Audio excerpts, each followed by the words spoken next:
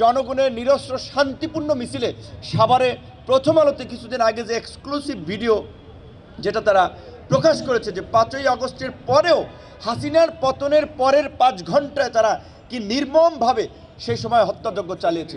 রাষ্ট্রীয় কোনো বাহিনী এজেন্সি এরকম বর্বর ভূমিকায় পরিচালিত হবে আমরা এটা চাই না। আমাদের যে রাষ্ট্রীয় প্রতিষ্ঠান, রাষ্ট্রীয় বাহিনী, এজেন্সি আছে তারা যেন সবসময় জনগণের প্রতি দায়বদ্ধতার কথা চিন্তা করে। তাদের বেতন হয় জনগণের ভ্যাট ট্যাক্সের পয়সায়, কোনো রাজনৈতিক দলের ফান্ডে নয়। রাজনৈতিক দল একটা নির্বাচনের মাধ্যমে ক্ষমতা আসে, আবার ক্ষমতার পালাবদল হয়, এবং রাজনৈতিক দলের যে রাজনীতিতে জমিদারি প্রথা, এই জমিদারি প্রথা ভেঙে এখানেও একটা পরিবর্তন আনতে হবে, জনগণের ক্ষমতায়ন করতে হবে।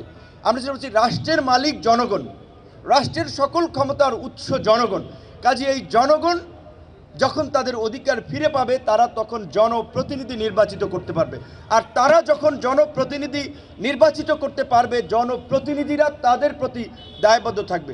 পৃথিবীর তাবৎ রাষ্ট্রগুলো দেখেন, ইউএসএ, ইউকের মতো তো রাষ্ট্রগুলো যখন নির্বাচন হয় প্রার্থীরা রাস্তায় দাঁড়িয়ে ক্যাম্পেইন করে।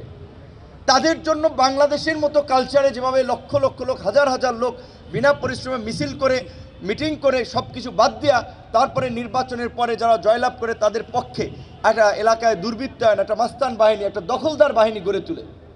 এই ধরনের রাজনীতি বাংলাদেশে চলেছে, এখনও আছে, কিন্তু এইটা গণ অভ্যুত্থানের আকাঙ্ক্ষা নয়। গণ অভ্যুত্থানের আকাঙ্ক্ষার নতুন বাংলাদেশ বিনির্মাণ করার জন্য এই যে পুরানো স্টাইলের যে রাজনীতি, দখলদারি, চাঁদাবাজি, মাফিয়াগিরি, এই রাজনীতির পরিবর্তন করতে হবে।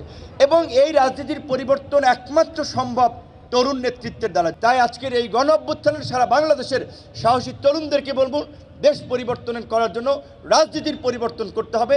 রাজনীতির পরিবর্তন করার জন্য সচেতন, শিক্ষিত, দেশপ্রেমিক এবং সাহসী তরুণদেরকে রাজনীতিতে এগিয়ে আসতে হবে।